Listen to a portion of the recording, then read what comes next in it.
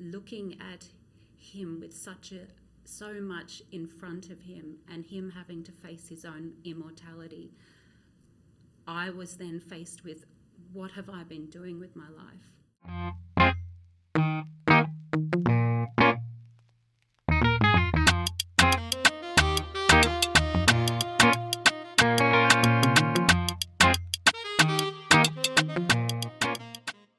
Hello, beautiful people, and welcome to Kandaka Talks. My name is Dua, and my guest today is one of the most strongest women I've met in the island.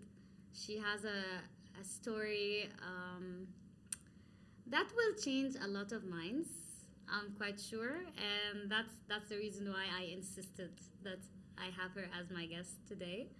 So, Felicity, welcome to Kandaka Talks. Thank you, Kandaka. It's lovely to be here with you. Lovely to have you. So I want to start off with your backstory. What made you who you are, the woman who's sitting right here? All right, where do I start? If I'm thinking about it, my father was a huge inspiration in my life. When I was a young girl, at the age of 13, he encouraged me to get out and work. And I would sell flowers in restaurants and cafes. And I was able to, a third of whatever I sold was mine to keep. So my father would drive me around 2 or 3 nights a week doing that, and he'd always rev me up and encourage me, like, come on, Fee, get in and sell. And we'd come out, how much did you sell this time? So that really instilled the idea of meeting people in a sales environment, but bringing some joy to their dinner, for example. Nice. So at 13, I realised, hey, I can do this. And it was, pretty easy, I found. I can make money. I had a fairly normal upbringing. I went to school. I finished high school, but I definitely didn't want to go to university. I was not a studier I enjoyed school, but at the end of it, that was it. I did my last exam and I'd already lined up a job, so I finished my exams on a Friday. I started work on a Monday, and I've been a worker ever since. Whoa. You didn't even take a break from high school. No break, just straight to work. And your parents were okay with you not continuing to university? They did not oppose that? Not at all. My dad, he started selling encyclopedias door to door when he was 14, so he just encouraged me to get out and live life and experience life, and that in itself is, it's similar to going and studying something at university in a way. Respect, really, respect.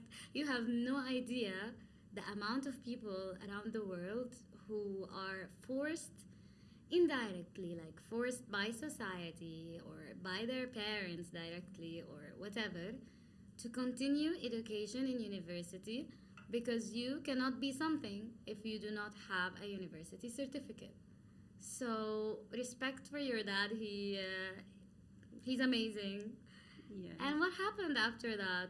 Where did you work? Well, I had different sales roles, but particularly I had 20 years with one company, which I really grew through that company. I started off as a sales rep for them, and I worked my way through the business, sales rep, national sales manager, state sales manager. I ended up leading a team, and we managed a channel of $40 million worth of sales.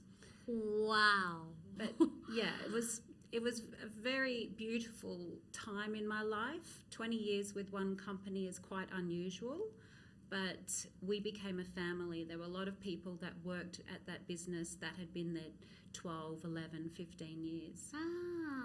It's a corporate that makes you stay, basically. Yes. And every morning I would wake up and think, oh, I'm so lucky that I love my job. Amazing. And so I did that. I did have a couple of breaks in between. I had 2 children, so I took some maternity leave. Well, actually, I resigned, but they said, please come back after I'd had the babies, so I went back. And I took a year off as well to go and live in India for a year. I took both my children and lived in India. One whole year. One whole year. In India. Yeah, which was amazing. What year was that? That was 1999. Okay. And when I was considering, do I take my children and live in India and not earn any money for 1 year?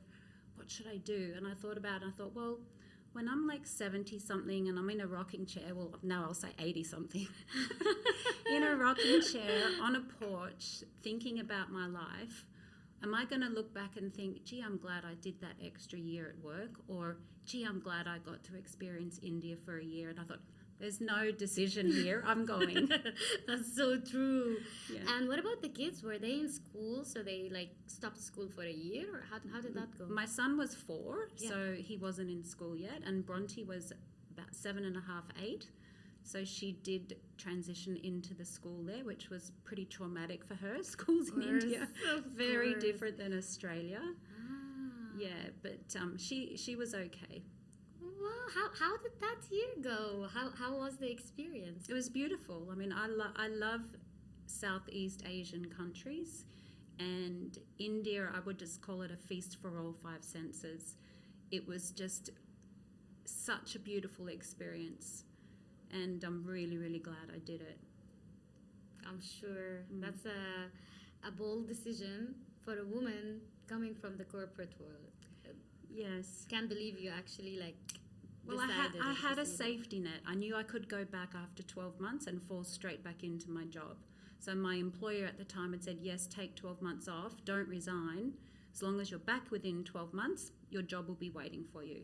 So That's amazing. Nobody has that chance. You got Yeah. lucky with it. I was very blessed with that. Okay. And how did your life, like, after India, what did you do? You went back to... Yes, I went back to the employer that I had been working with, and I continued to work and make my way through the business as far as achievements and things like that go. I'm a single mum, so I'd raised my kids alone. Their father left when I was pregnant with my second child, my son. Oh. So it was always just the 3 of us, and that gave me a lot of drive and determination to work and to achieve the results. So I knew that I could always look after my kids as a single parent, put a roof over their head. Yeah. And yeah, we had struggles. Like there was at one point when I was sort of new in that business, I wasn't earning very much money, and I knew I had to save money, and I was saving, and I ended up buying a house. But to save, I crazy things like ration the toilet paper with my kids. Oh, wow. Of course. Yeah, but Of I look course. back and I think, well, I'm really, even though it was a struggle at the time, I'm glad I did it because it enabled me to save, invest into a property, which then, increased its value. So, yeah, sometimes small sacrifices give big rewards. You just never know.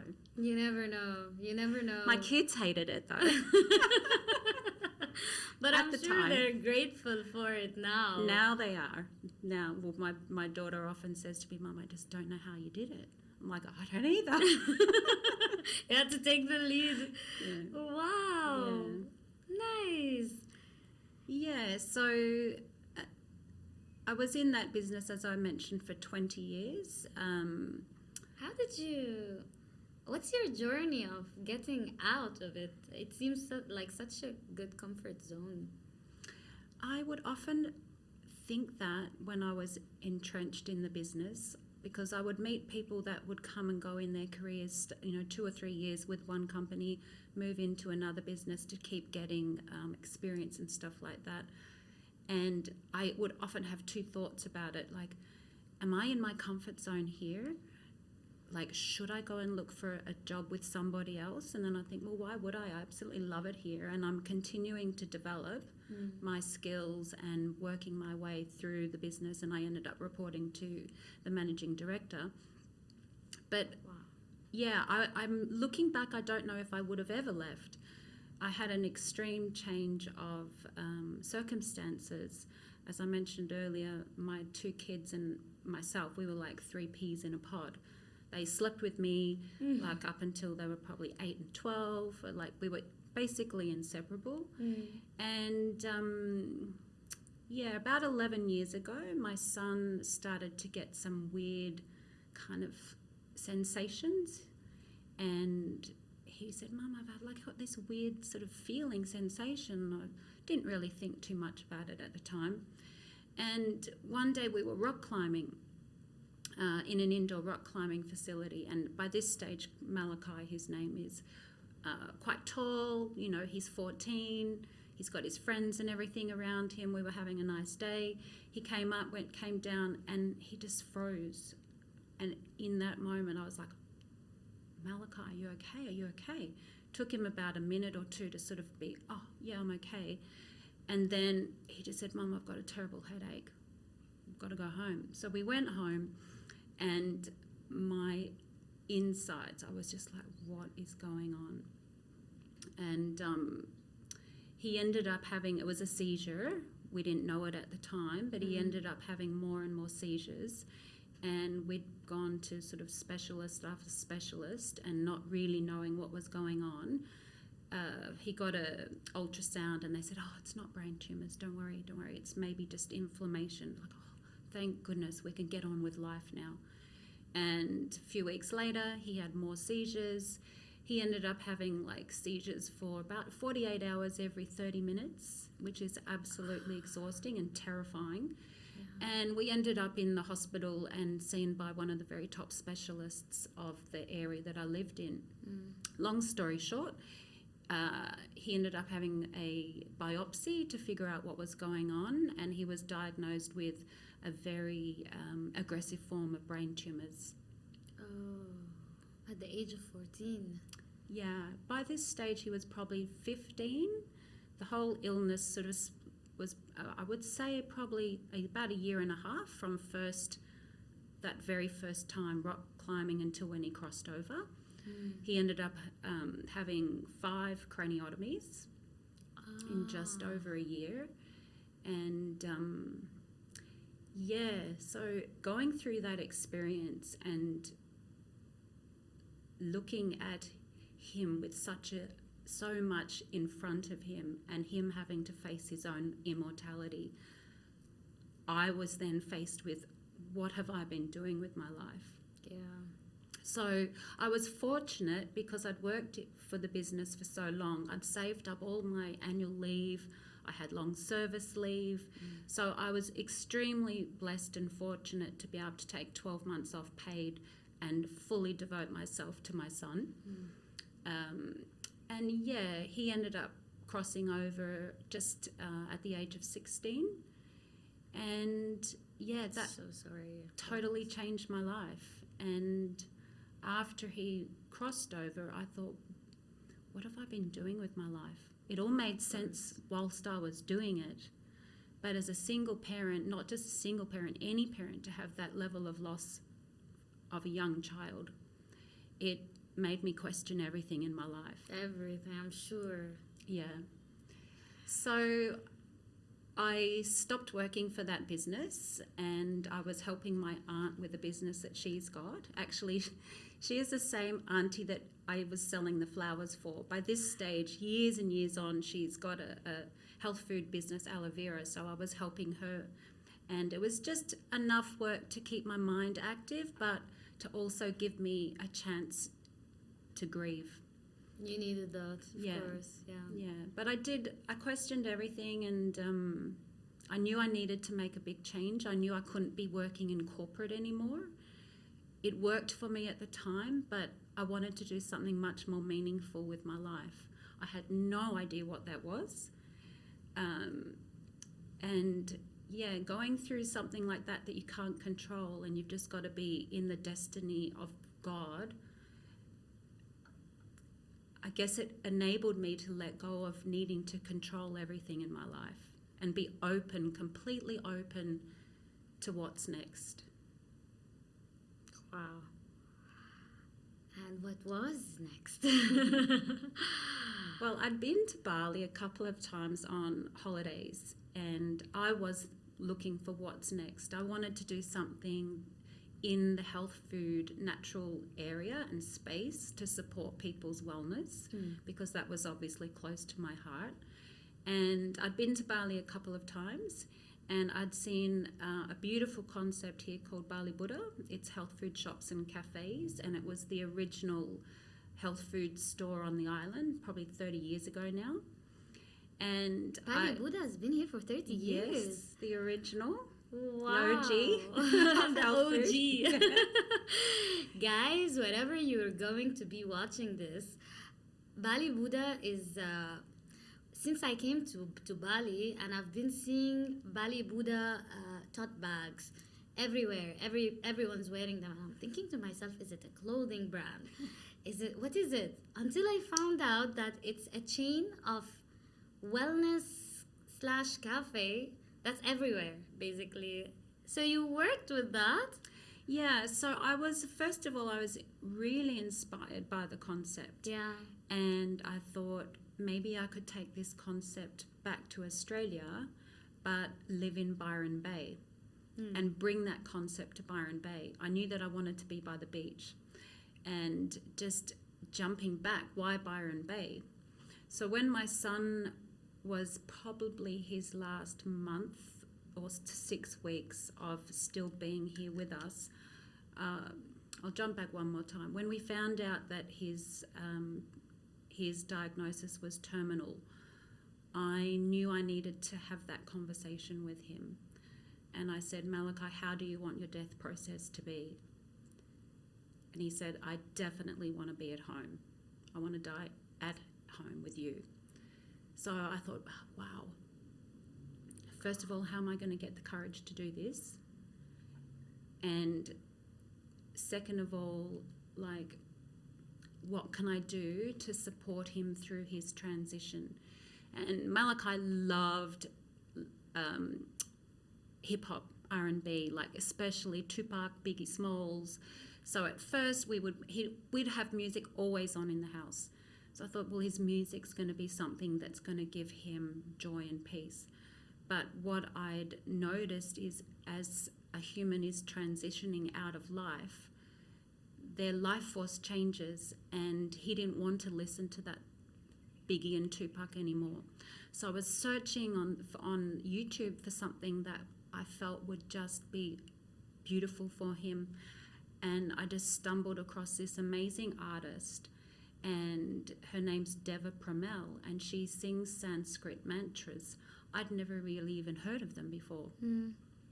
But it brought me, I can't even say inspiration, it brought me a deep sense of peace and a sense of courage. So I was playing them initially for me, and then Malachi couldn't talk at this stage, and when one of the mantras finished, he squeezed my hand like, oh, he's asking me to play it again. Really. So I played these mantras over and over and over for him, and after he crossed over, I did, whilst he was sick and after he passed, I did a lot of walking, and I would always listen to these mantras. And probably about 6-7 months later, I thought, I wonder who this woman is anyway. I had been too busy looking after my son, going through his death, the initial phases of grieving, and I looked her up and I thought, I'm going to travel anywhere in the world to personally thank her, because I know how powerful it was for us both. So I looked up, and lo and behold, she was coming to Byron Bay. And I was in Melbourne, Australia. And I was like, booked the tickets immediately. She came to you. Yeah. Booked the tickets immediately. Had to wait a couple of months, but I'd sent her a message on Facebook. I thought, no way will I get a reply, but basically told her our story. Got a reply. She said, please, when you're here, come and introduce yourself to us. And she dedicated a song to my son, which was just amazing. Wow. Yeah, so in that experience, I met a lovely guy who's a photographer. We call him Winky, and keen surfer. And he had said to me, do you want to learn to surf? And I thought, why not? yes. So yes. I discovered surfing and Byron Bay, two amazing things. So that's why I was thinking we'll take the Bali Buddha concept to Byron Bay. Because you already got that particular connection with Byron Bay. Yes, yes. So when I was here on a holiday, I'd met with the owner, And we'd met a couple of times, and she said, well, we're not really ready to transition the business outside of Indonesia yet. But next time you come to Bali, let's stay in touch. So I did. So the next time I came to Bali, I was actually over on the island of Lombok. And I was sitting, it was really hot, and I needed to find some shade. So it was like a kind of cactus plant. And I'm sitting under this cactus plant, and I had a journal that I'd just bought, and I was just starting to journal. And these two little boys, they were herding their goats. They would have been like this big. They came over to me, and we had this amazing exchange. I couldn't speak Bahasa, they couldn't speak English, but we had this beautiful exchange. And they were looking at my journal, and I went, oh.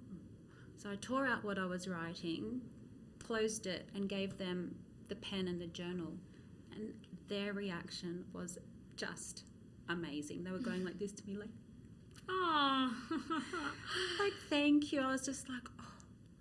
As they walked off, I'm sitting there so touched. By the interaction. I started to just weep. Mm. As that emotion welled up, I audibly heard my son, like he was sitting right next to me, saying, Mum, you've got to move to Bali. Clear as day. And I was like, I was just crying even more. crying and thinking, what was that? That was my son giving me a message.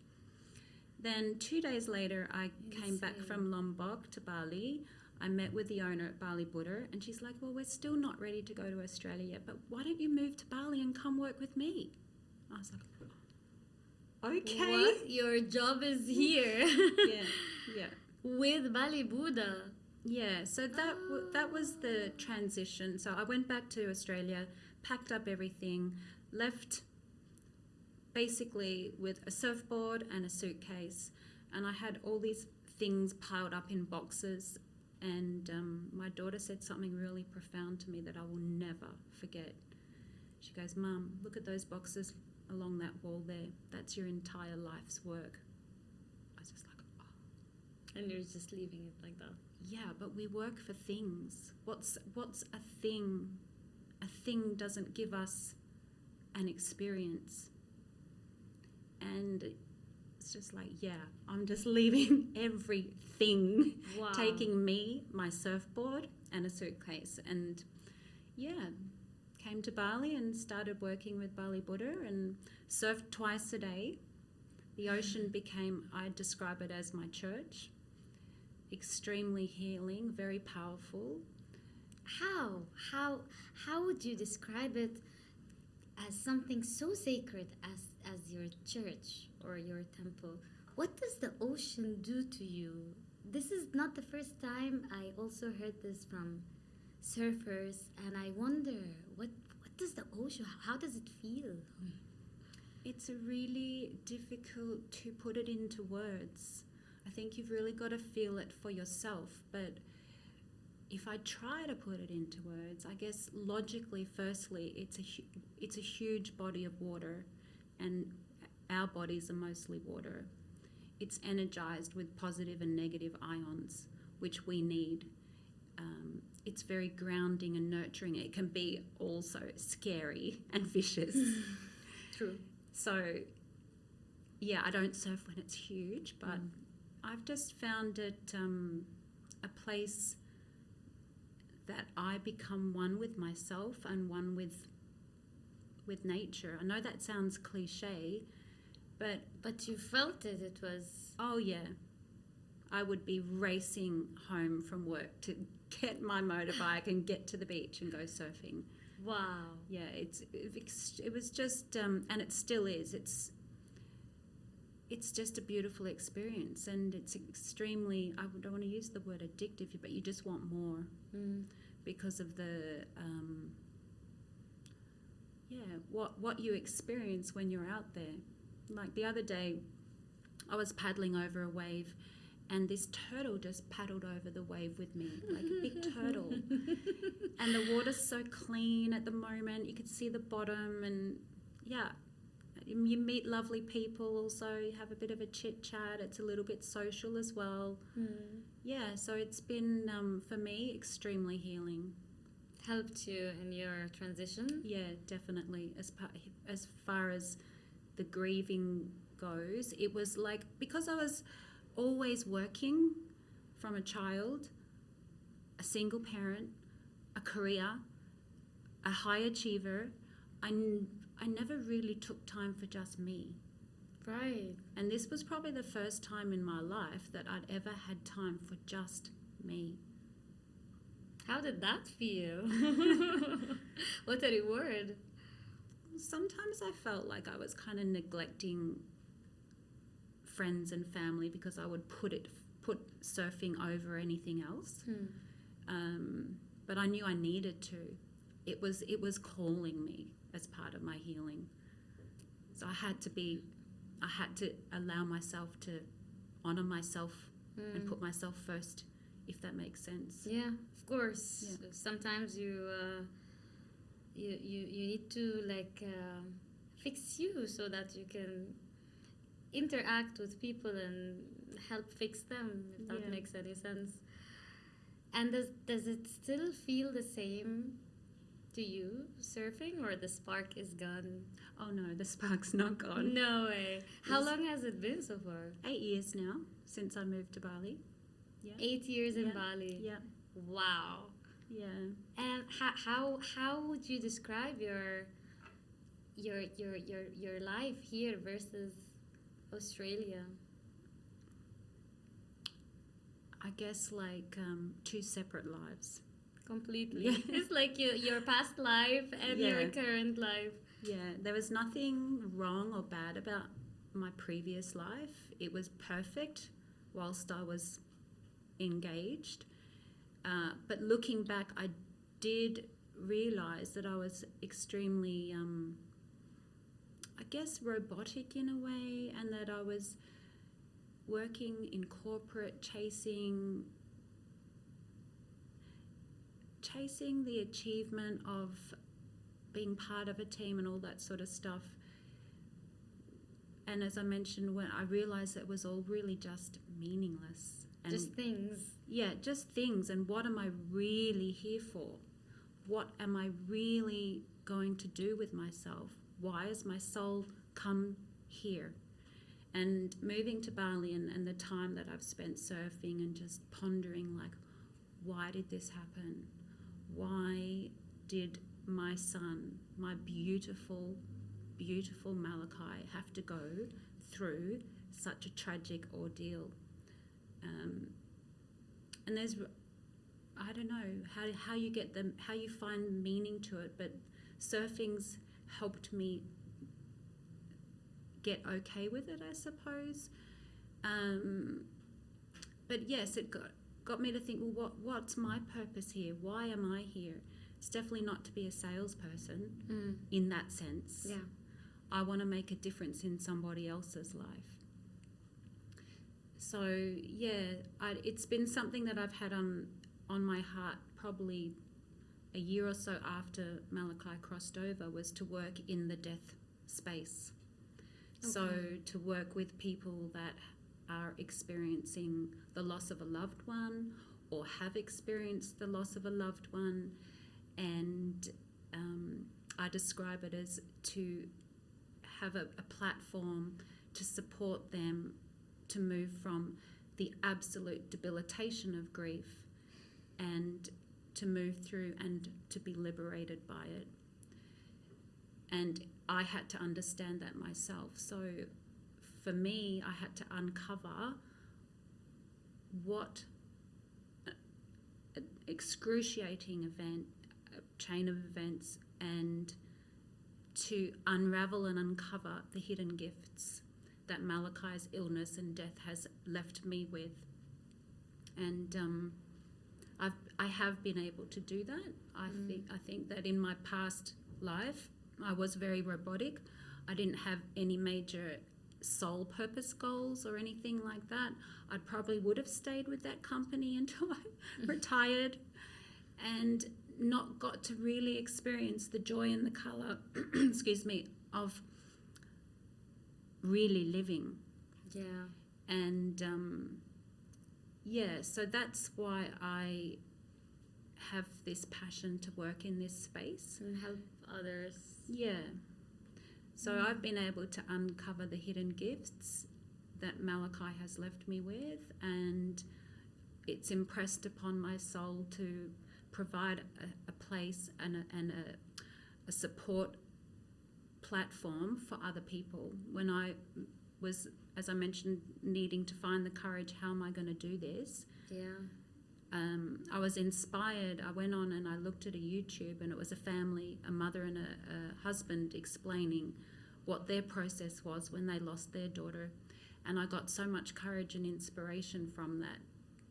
So what I want to do is start a platform of storytelling for people to share their loss, and for 3 reasons. First of all, storytelling is very healing, to be able to talk about it, and particularly death being a subject which is taboo. Not many people feel comfortable talking about it. Exactly. So I want to create a space where people are comfortable to talk about it and share deeply and from the heart as part of their own healing. And number 2, to honour their loved one in the form of social media, like something that they're going to be remembered forever. And then thirdly, to inspire other people from hearing their story that they can get through this as well. And then that moved me on to thinking about, okay, well, if we're doing that, how can I then offer something more real? And I had the idea of holding grief retreats. Grief retreats. Grief retreats, yeah. So That's the first time I hear of this concept. I always hear, like Bali, you always hear like a cleansing retreat or whatever it may be. There are so many things, but grief retreat, yeah. that's new. Yeah. So I've been working on what that's going to look like for the last couple of years. I know that this is not my will, it's thy will. And I believe I've been given this as part of a much bigger entity. You could call it God, love, Buddha, whatever you call your higher power. I believe that I'm a vessel to bring this forward, and I'm trusting in the universe and the timing and everything about it. But that is my passion, is to start to capture these stories, hold the grief retreats, and at the grief retreats we'll capture the stories. And I see it, I was given a vision of like a still pond and throwing a stone in, and it would like have this ripple effect. Yeah. So I see that people's stories will inspire other people. I don't need to be the person to be inspiring. It's everyone that shares is going to inspire the next and the next and the next. And the ripple effect will keep continuing. Yeah. That's amazing. It's beautiful. And it will be like a regular retreat, like people will come to Bali for it? Yes, to Bali. Bali is known to be sort of a beautiful healing island. For sure. And I feel there's a very special energy here in Bali, and it's my home.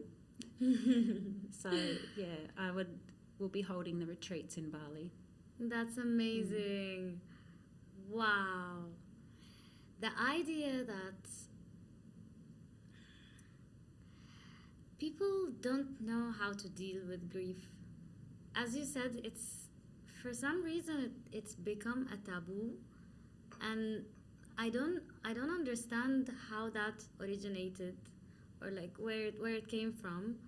Why we can't easily share stories about loss and get the support loudly and publicly. Why a lot of people, because of that, they don't have a place to, how do you call it, to vent, to get it out of their system. They don't know how to deal with it. And I've heard so many stories of dear, dear, dear people to my heart who, because of this particular reason, because they didn't find the space to hold them and help them in this, it affected them physically. Mm-hmm. With chronic diseases. Right. Yeah, the amount of it's an emotional trauma, and little are the people who manage to like ease from the trauma, like you said, from debilitation to liberation. People don't see it like that. Loss is loss, like it's a broken, shattered mirror. That's how they describe it. Like that's the description. It is, and it feels exactly like that. I mean, the level of pain that grief and loss brings, I can't even start to explain how debilitating it is. Like, I often wonder, like, where would I be if I didn't leave? If I hadn't come to Bali and found what I've found here, because I was going down a very, very dark road. Of course. And I'm extremely grateful for Bali and its people and everyone that has supported me here, because I don't think I'd be in a very good place at all if I didn't start to, as I said earlier, uncover the hidden gifts. And I think that's what keeps you debilitated. But you're right, like, death is a taboo subject. People are not encouraged to talk about it. Yeah. We fear death. Yes. We hold on to life and we fear death, and it's like almost if you talk about it, something might happen. It's like, yeah, this is very true what you just said. Like it's a thing that should not be mentioned, because maybe mentioning the topic, just mentioning the topic, not even sharing like a personal loss, might bring that spirit to me, or we don't speak about. I don't know why we are wired this way. Why do you think we're wired that way? I don't know. I mean, it's a very Western type way of thinking. Holding on to life, you mean? Yeah. And, you know, getting our joy from, so-called joy from things, jobs, material things. I mean, it's also a topic that people don't want to talk to you about, because they can't handle someone being broken. So they don't want to say, hey, how are you? They're not sure how to approach it, because to see someone so broken is also very confronting. Yeah. So it's rather just, oh yeah, they're in a better place now, something like that. Exactly. To try and placate or make you feel better. But in my experience, I know it's coming from a place of naivety, love. Well, it's not no judgment in it, but it is a topic that in most ways we look at it, people feel uncomfortable about talking about it. Not everyone, of course. Like when you meet someone that's gone through a similar experience, it's like, oh, we can talk together. Yes. We can cry together. Yes. We can hug each other. Like, I understand you, you understand me. Can be a complete stranger.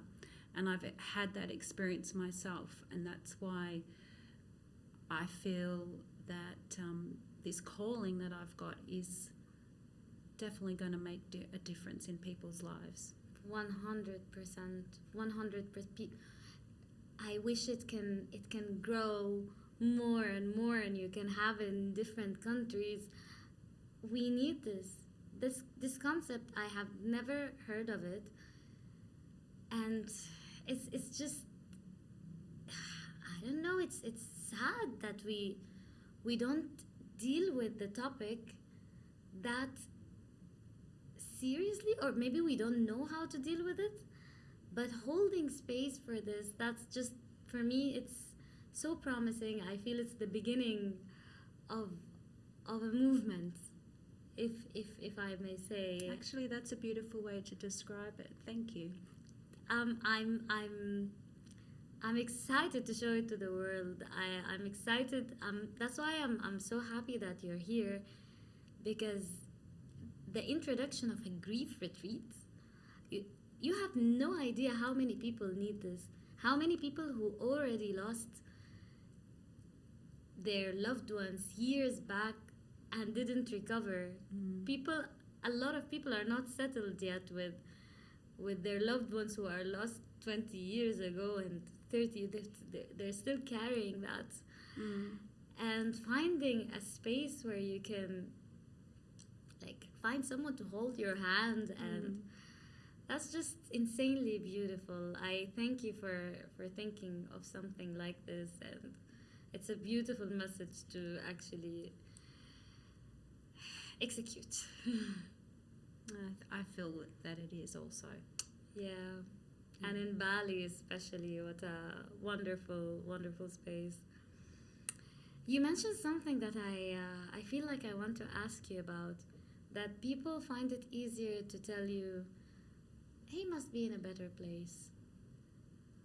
Do you believe in that? Do you believe that our loved ones go to a better place? What are your beliefs when it comes to that? It's quite personal. I don't know if I would say it's a better place. Yeah. But it's another dimension. I've had a couple of experiences like where I heard my son speaking to me. Yeah. I definitely believe that they are with us. What that place looks like, I don't know. Yeah. But they are with us in spirit realm. Malachi has come to me a couple of times like this. I also lost a younger sister. She was 18 months younger than I. That was around the year of 2000, so she's been gone like 23 years. But about 2 years after she crossed over, I was going through some trauma at the time, and I was driving home down a very, very busy 4-laned highway, and sitting in the car driving alone, driving home from work. All of a sudden I felt her presence sitting next to me, and I just made a huge transition, and I heard her say, "Don't worry, Fifa." She called me Fifa. "Don't worry, Fifa. I know you're safe now, and I can go." It's like, so I know they're still with us because I've experienced it for myself. One of Malachi and Bronte's best friends crossed over a couple of years ago, and he'd been saying he was going to come to Bali, and we were quite close. His name's Jordan, and beautiful, beautiful young man, and he was saying that he was going to come to Bali. Tragically, he passed away, and I'd found out that afternoon, and the next morning I got up and I was just making a cup of tea, and all of a sudden I just felt, I felt something like this, and then I heard his voice again, like, "Can I swear on this?" Wow. He goes, "I finally made it to Bali, bitch." I was just, that's how he would talk. Seriously? And I was just You like, heard that? I started to cry, and then I burst out laughing, and I was just jumping up and down going, "Oh my God, Jordan, you finally made it to Bali."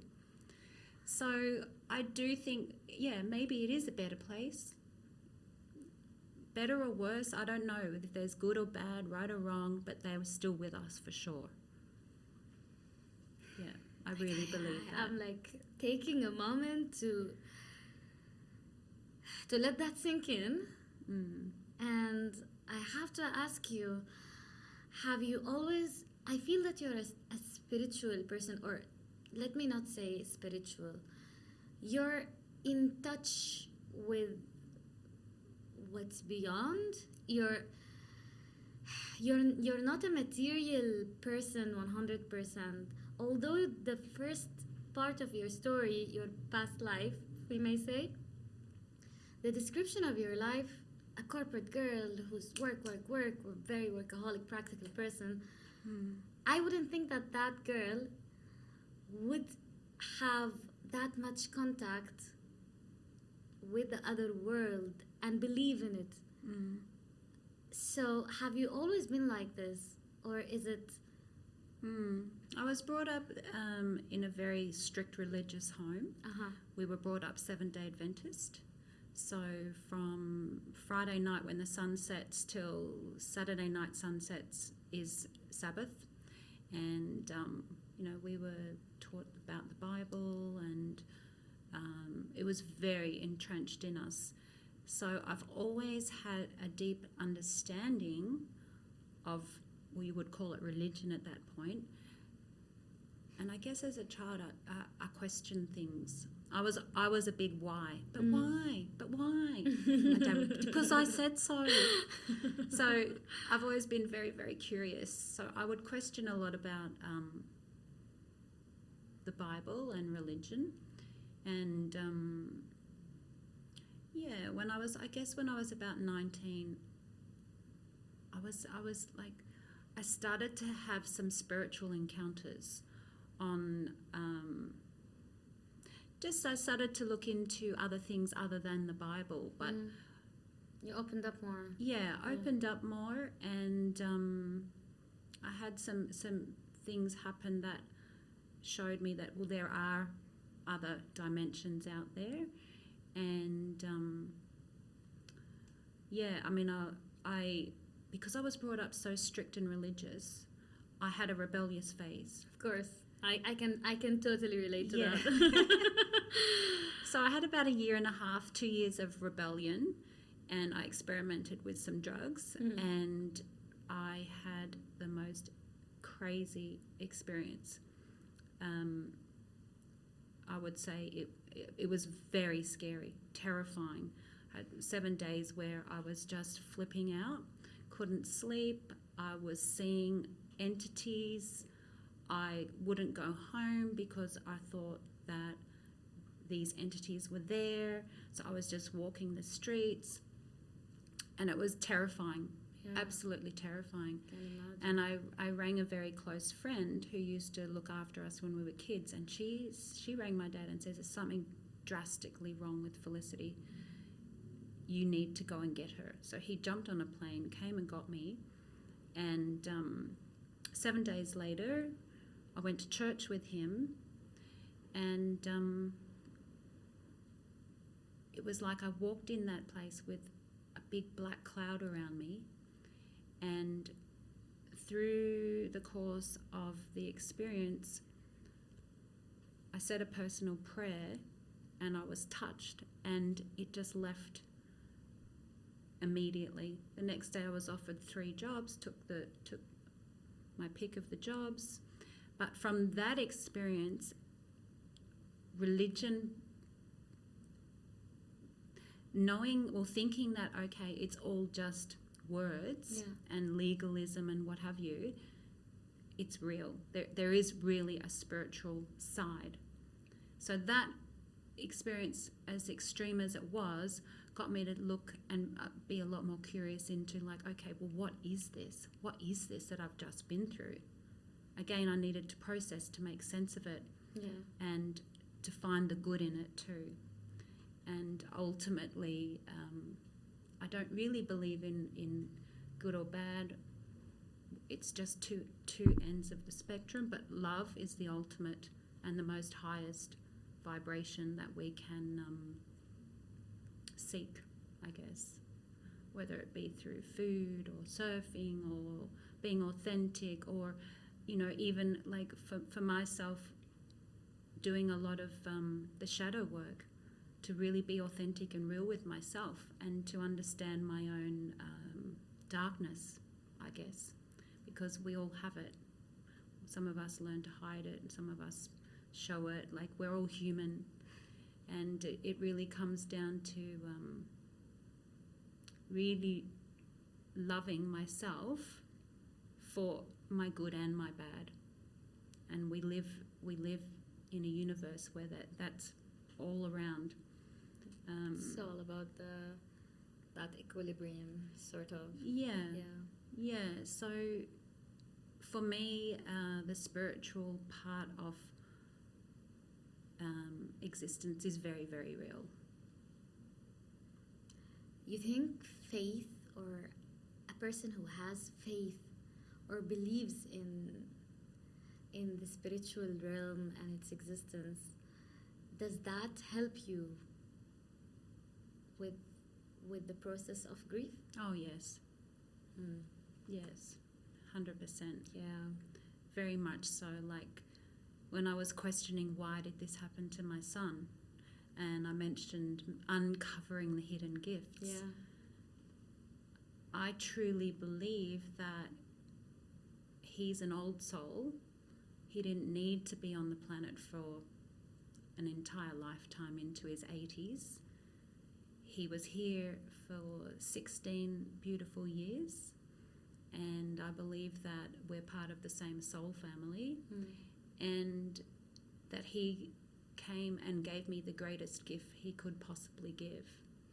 Because unless I had experienced that level of pain and loss, I would have never left that comfort of that corporate life. Yeah. And I would not have got onto my soul purpose and my soul journey. So that's the gift that my son has given me. And what an amazing experience. I get to experience my son in the flesh and also my soul family in a spiritual realm. And I sometimes say to myself, well, am I just telling myself to get through such an awful experience? Maybe I am, but I truly believe this, and it works. It works. I have to say, you're the first person I have ever spoken to who said about this, what an amazing experience, because of the way you see it. I wish we can all see it that way. I wish we can relate to death more. Did the experience make you less afraid of death? Mm-hmm. I used to be petrified. Yeah. And ever since I was a little girl, and I was always so worried that one of my kids was going to die too. And having it as in your face like the way it was, I don't fear death anymore. But it doesn't mean to say I don't still have agonizing moments of grief. I absolutely do. But then I have the beautiful moments as well. So it is in balance. I mean, I'm human too. The human experience is excruciating. But then I remember, okay, this is more than just a human experience. This is a lifetime of spiritual experiences that we're working towards as part of each other's conscious evolution. Such a beautiful way to see life and death, really. That's why I wanted you to be here. I was very insisting, and I had a good reason. Towards the end of our episode, if there is anything that you can tell to someone who's lost a loved one, or to the whole collective, we're going through a very tough time. All of us, the entire world feels like it's bleeding, and the whole collective lost a lot. So if there is any message or advice that you can give to people who lost a direct loved one, or who feel that they're in month of grief because of all the wars and what's happening around the world, what would it be? Is there something that you can tell from your experience that can help a little bit? I would say don't run away from it. allow yourself to experience whatever it is that you're experiencing, and to feel safe enough to be truly authentic in your grief, and not to think you've got to behave in any particular way. And I would also say to feel okay to share and talk about it. And talk about it. Talk about it. Mm-hmm. Even if you don't have the safe space, or, I mean, it's a hard thing to... What helped you talk about it, or... Courage. Courage. Also, I have 2 children, so quite often the conversation comes up, oh, do you have kids? Yeah. How many? 2. Oh, how old are they? Well, one's 30 and one's crossed over. So there are opportunities where you can talk about it, like things like that will come up. And to honor them by talking about it. That's beautiful. As we're ending, I'd love to know how can people reach you for the grief retreat? Is there a website, or? Yes, there's a website. It's called The Grief Process. The Grief Process. Yes, and we're capturing people's stories, and their stories are on the website, and then the retreat information's also on there. Perfect. I'm gonna add this to the description below, and I want to thank you for your vulnerability, for the courage to share with us, for the courage to not deal with it as a taboo, and help us and help the people listening to speak about it. You feel very relatable. The way you spoke about it is very relatable, and it's so inspiring to see that from that experience, the gifts can make your life a complete other wonderful life. So thank you so much. I really, really, really appreciate our talk from the bottom of my heart, I have to say. Thank you for allowing me to share. I really appreciate it. Thank you. Thank you, Felicity. Thank you all for watching, and subscribe. I'll leave, as I said, all the links that are related to Felicity in the description below. And comment below with any of your thoughts about the topic. I'll also ask Felicity to join with us in an open discussion. And I hope it was a beautiful message that reached all of you as much as it touched me personally. Until next time, see ya.